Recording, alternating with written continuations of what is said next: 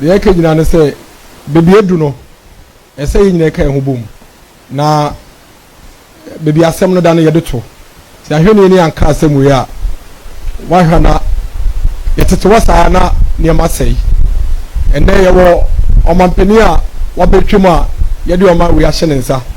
I do my so you know. One shine yamay. Na Esan say, went to me and ye. Na Obiaba Bayenti, na Junior, no surround of Pebia. I didn't so send on Amudamudim. If you cry to way, say, Bibi Koso. Naka unya ka na be na so went me no bi ya e ya won pese be kan wasempa because only say ka wo ka no na yetie nsem mienu a na nse mu omampani atwam yondo ni mahama papa ya ye de Ghana hye ne nsa wantumi anye adwuma no aye to abetia no kafa wase exam sankola etwe won na ha adwen o say Ghana nkola ye akotro wase yi no enso hye no mo tro no mo wi aye na de enti o mo ya de ne say omo ni teacher for no e ko share dey mu tena ase awie ansohwe no eno nti no mo yaade odwe ase mo ehu a enti ase enim esa ne se Ghana hayi ye nyina nim se waye ye trade exams no mo publish results na embre bia omo publish omo a ensohwe ne ye kotwe no omo di dwumadi bia na ense ye den enfata ema mo de no so ye den ato obonti na mo be kaya 2014 2015 2016 nyina yi San social sense me ebaye. Ye tifia ya trust in high school ni BC ni enim say almost every year bia no eye bibia esi na mom ontumi nka say esa ne say ekotwo nsɔhwɛ no ye chi kofi mensa say oye ni amo ho nsemunti na atakodwo de na onu nyae no so no so ye den awiaye wo ye sa na asensem na wo ka no sebe ehye da nto asom ye nyina ye kan ho bomu bisa omampani ayetwem say omba ye nyina so nti a ode kasa asem no bepem nne ontumi nya nyina so no ye den emaye ba ye de eye wonwa Ghana fo bebre nyina so nim sade we enya wonwa mo be kai a 2008 BBC o omampani nkofo 2008 before in fact oba first term no mo be kai so no ma primary school ni GHS ode cry bebre ba ye ma school yi be ye free ede eduano kra ka o ma mo because si obi o ha school fees no on to bintua enya no pe esa ne se eduano ode be ma akola no onyama no krenti akola no ko ma ne ye den o ma ne nko school in fact opa ene ko schools ni bia e won krasi a omni free senior high school they will tell you say the next villager e wo free school feeding no obekọ na nkola ni nyina ye den egu ho se osesa na wo yi free feeding ni free o na do call the next school a we say sa classroom mu so ayedin ayema. That is how critical and crucial school feeding is to the kids in communities. So obekwa school feeding ni no obekwa na nkola no bebre yedin etifie akola bia no wo Miami district office school ekodidi anope bia class 1 onam okofia akodidi na ni kumye owo kwan so wo se na nkola sitie e ma ne da wo kwan nim e ma owo koye den ekoka no kokomu he ya just a few minutes away from Accra. But it's a school feeding program here on Mampeni for the buy enti. Emma enrollment at the primary and junior high school no course bebre because we obi ekwemu ama enkola no. And amanunti and another dan kweku for the when na opera konya in 2008. I can say the Mampeni for ya no. Ewo insuanso pa ewo ye senior high school no so. Enti ese ye ready ni ye share sa numbers no. Eno the man dey free senior high school policy or can want them for 2008 year they buy and so and same way no NDC for gu fi omo ya advert mako eduanan eni echire etia free senior high school e sense omo say enya de aban bia betumi aye na nka ya de obi betumi aye nka nkroma aye and that from intini aban bia anye no omo ba ebetena akonwa yi so for 8 years na munti o omo ba embra na omampeni kofo eko sambre ni muso na omampeni kofo mbe ya obi ekwemu to homa mo primary GHS omo ba be wura senior high school into na numbers na yedey adoso senior high school classroom blocks no endoso esusua into nkola yi ba bebre enso adan ya wo ho no endoso niema mienu adan endoso nti ye de bibia fa ne cut off point ayedey aba nto ko every girls a adan no betumi afa nkola 500 pe into nkola e apply for every girls no emu 1005 and e apply ye out of the 1005 600 in your grade 6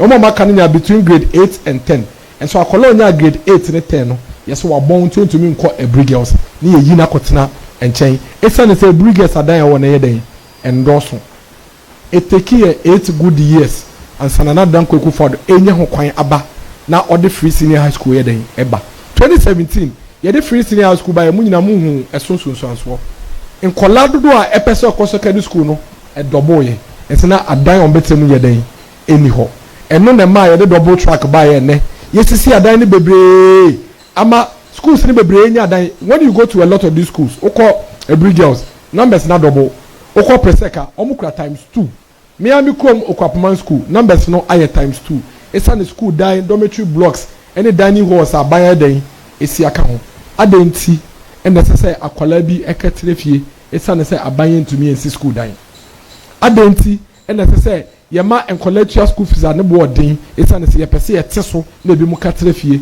because omo ba yenye bibi ema mo ye den enda eno and the ma free senior high school ye den e ba ye free senior high school eno enye de enti ankola edi emo ankwan egu nchen me ko boarding school kwapma ne obi fe ne gas emo no utia and this was in 2002 2000 2001 99 98 2000 2002 utia emo no na uti gas ne guso a na ankwan ne gu nchen na emo no ye den egu nchen ye di ye ko school ni wie ye ko dining hall a eduane ye di siwa ye seskatei o ha wonye bindi ye di ye ko school ni wie o ko dan ni na no pa brodo no ye de besi ho ye pantry fo no de besi ho a ye che no ye bete be wie bedu table no echi no ye se wanya bi ye ko school ni wie ye eno nkyere se esese ye man kwala ne bi ye den eketire fie akwala no wo adeso Presby Senior High School no ne situation o wo mu na enu nti oye hie ni on niska no ono onya ya ankobebe school na nadubia we di gari no wetimi akọ school ewie it is akwala no on kai say because of the challenges and difficulties to person or say aban pe kwan be fa so a challenges and difficulties e be ye free ho but at the same time no ye ma no kwan no ye dey on ko school ye sanoma we nyina yi o mampeni dada ne NDC aban essay Ghana for emba a senior high school no quality of education at the chena ye che no akofem almost seka no 2018 e kan ya bepem 2019 up until the time ankola na bi kan di omo so hwe results ye dey e baye ebusuafo ewiase mu adekire e kwan ye fa so ye sese e kari se akola wo che na de we hu anase wo hu ye ene nso hwe meboa enti ye betro on so hwe na fe hu se se nso hwe ye di ankola yi omo ye ade akura sen dia adadafo na ye se omo ye dadambafo na ye se omo de esikafo nko na e kono omo di jolofo nko no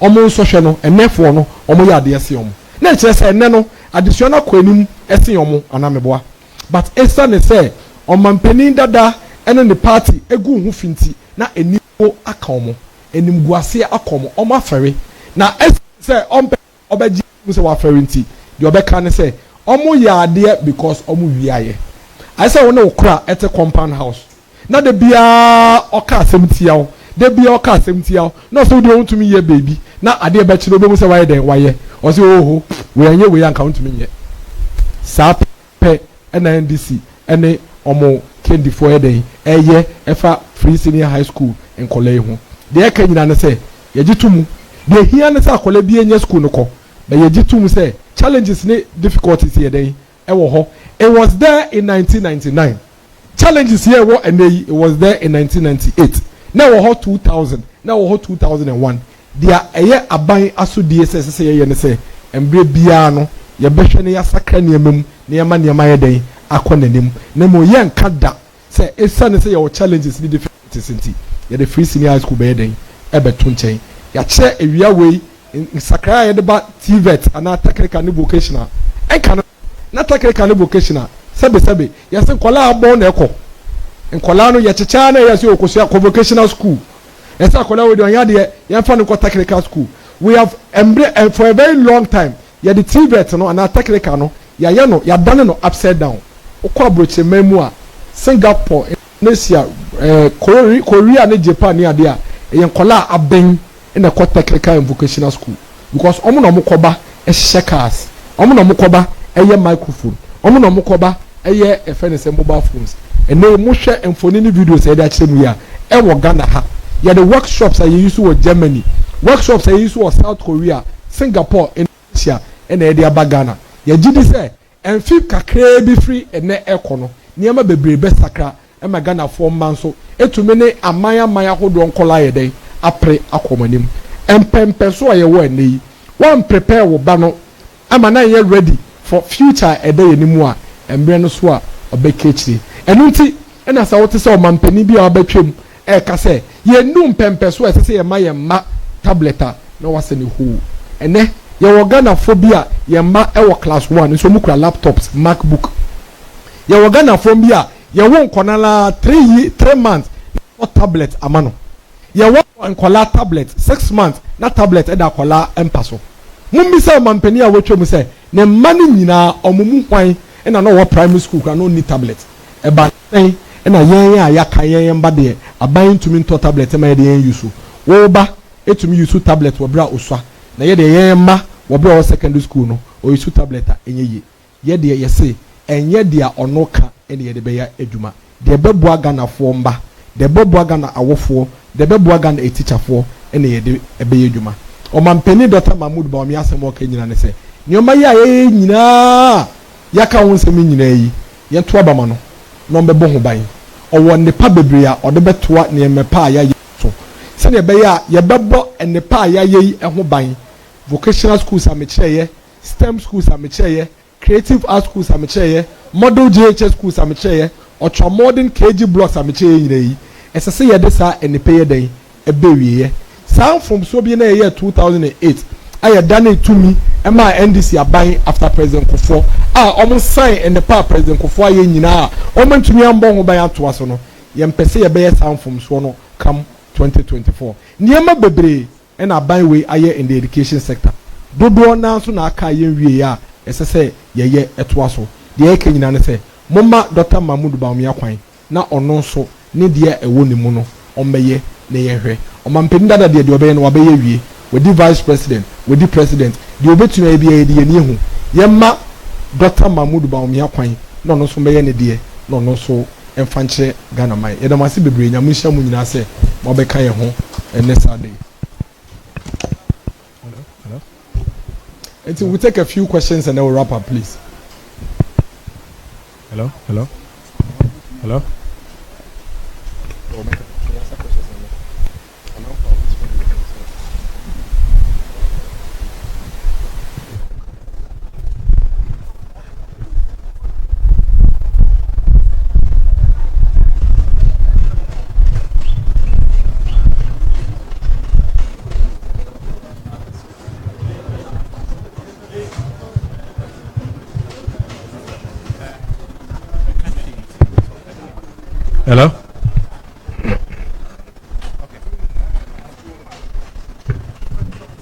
Yo, ora den is mpacho wadaroma masendi sane se efiti bro mampeni ekopa one student one tablet one to mano em se woma mo twaka ewo ahumesua mu eka se enema hodo no na wokọ efom a esuko ahodo no mu hia enti kebe sa ban be ye be wie ansa na se be obedwene mpo se ebia ode sa project epa eno eda nchen a ensem a wo kire so mampeni dada kan nyina no de na mo hwanim se obetumi aka de afa ne yokati a yes one tablet one student no ho medas.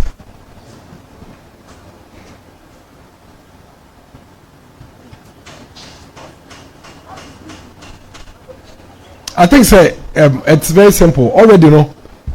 Institutions will be it's a patch. Oh, I did be can say one can year utumi the ferret to nchen no waka say obi so afo bia dem kan no man kan yi anan po tumi ka say o e bia on person be patch okra to be ka say o na yes anan person me kire what you say but the kan no de entosum enko yie wegu ye nkola no fi webu omanim tia enti de obeya no so de che opa beba oguso obo apro okodu bebi a onpe kwan bi so no fan hyem said ya okan no wan den wan kan yi em so begiri so yes you bet to me atina supem and they are very important. Already a lot of the institutions are requesting say he should apologize but so we ni aiden eguso but this one is very important say he needs to render that apology to the students, to the teachers and to the parents for two things. A choir of us will go was for no ho fi no and then some okafa one student one tablet no offer ho chepa magana for nkola nyina omo mo mu sisi na omo mu di ekira omo ba ene omo wo for ne teacher for nyina omo fa pa chepa omo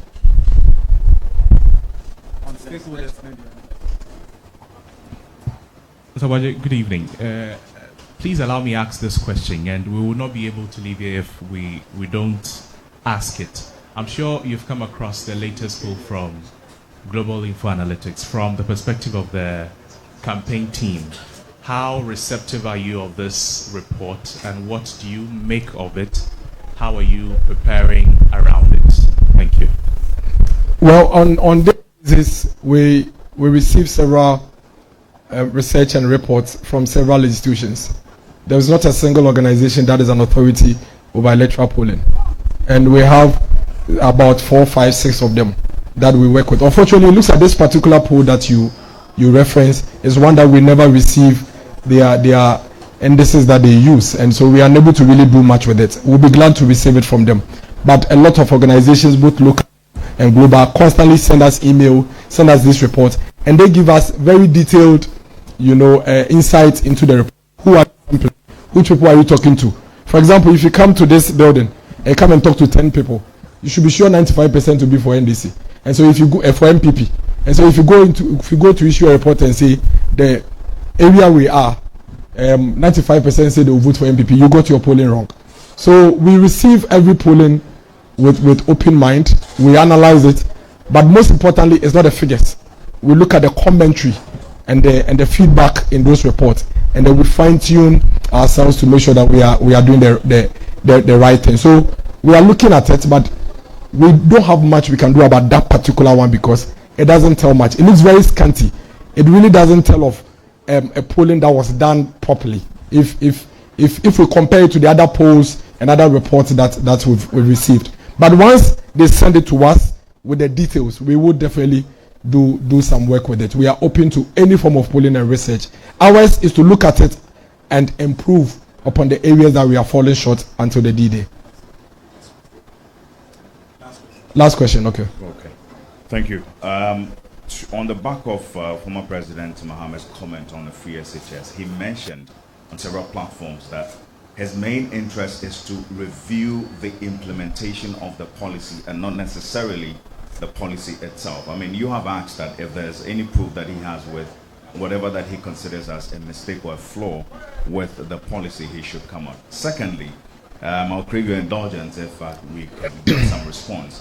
When are we likely to see the flag bearer of the running or the leading party announce his running mate? Okay, so first of all, I think we should settle this matter. Free senior high school is a financial intervention.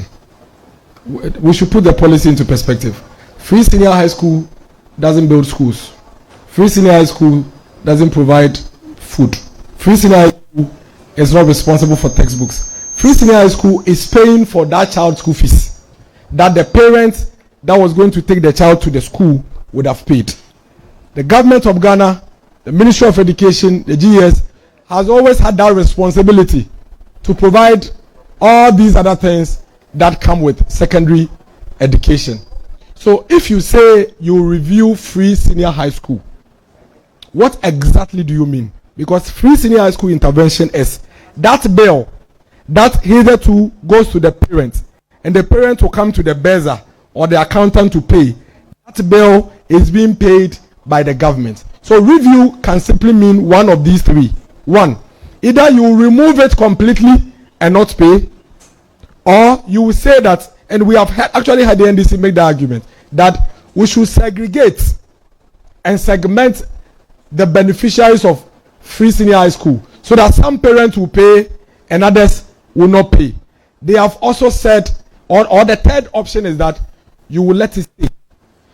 Dr. Mahmoud Bawumia says it will stay as it is, whilst all the accompanying challenges that it has come up with. Because you see, the only challenge we are having with free SHS is that the numbers have increased. For which reason, the number of classroom blocks, the amount of food, everything is pressured. That's the thing. So the challenges we are having is as a result of the numbers, which is as a result of fees that government is paying for these children. So explain your review. I think it is not too much for the people of Ghana to ask. Do you want to cancel? Do you want to segment and allow some beneficiaries, some parents to pay and allow other parents not to pay? The voter wants to know, so that when they go to the pool to vote and he is a parent that he believes will be affected by your policy of segmentation, he will vote against you. We want to know. We don't want to be deceived by technicalities. Review. Then I vote for you. Then the next day, you announce that out of the beneficiaries of free SHS, those of you who earn up to 200 Ghana cedis, you pay fees. And those who earn below 200 will not pay fees. We want to know. So that if I earn up to 200 and I think I cannot pay, I will vote against you. Until the former president does that, he is misleading us. He is trying to deceive us. He is trying to hide under the technical word of review for us to vote for him, so that he will come and cancel the policy. If he disagrees with it, he should come clear what he means by review. He talks about classroom blocks. He talks about feeding. That is not free SHS policy. Free SHS policy is school fees payment. School fees, classroom building is a responsibility of government. Books is a responsibility of government, with or without school fees, free senior high school. So when we talk about free senior high school, it is just that element of school fees payment of that bill that would have gone to the parent. What is your position on the review of that element, that idea of paying school fees for the parent? When you say review, what do you mean? Would you send a bill to the parents for them to bring it back to you so you pay? That could be a review. How do you mean when you say review free senior high school? Because free senior high school is the payment of fees for parents, nothing more and nothing less. The consequences and the outcomes are already responsibilities of government. You can address that separately. In the absence of any other questions, we're done. Running mate. Oh, I don't know why the incompetent, corrupt former president only nominated his running mate 2-3 weeks ago, barely a month. I mean, you all know. Meanwhile, he was elected a year ago, somewhere May 23rd, and you never asked him for almost a year when he was bringing his running mate. Dr. Mahmoud Bawumia was elected barely 6 months ago, or about 5 months ago. Let's give him time. I mean, when was he himself nominated in 2008 as Felbari? In August. He was nominated in August 2008 to become a running mate to Nana Dankwa Akufo-Addo. So for us in the MPP, we are not running behind time. We are not running against schedule. We are on time. We are within our own calendar. We know what we are doing. At the right time, the flag bearer will nominate his running mate, and it will be one that will complement him, one that would complement his strengths and weaknesses, one that will bring to bear and enhance the chances of the MPP winning the next elections and leading Ghana into the next transformational age and the next chapter of our development. So please, let's be patient with Dr. Mahmoud Bawumia. Very, very, very soon. It could be tomorrow morning, or it could even be tonight. Let's remain patient, and that will come up. Thank you.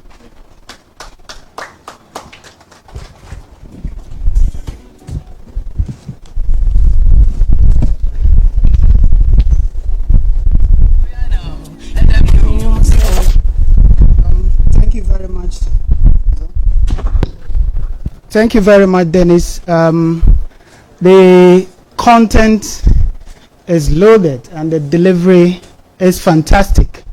Consistent with your notable professionalism, we are confident that you carry our message to the Ghanaian people as presented.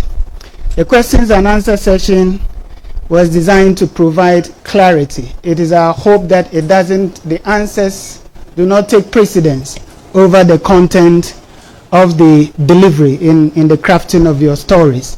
Once again, on behalf of the director and the campaign team of the presidential candidate of the New Patriotic Party, we thank you very much for your patience and time, and we hope that we'll continue to collaborate together in the dissemination of our message to the Ghanaian people, so that on December 7, 2024, our flag bearer, the distinguished Dr. Bawumia, would be overwhelmingly elected as the next president of the Republic of Ghana.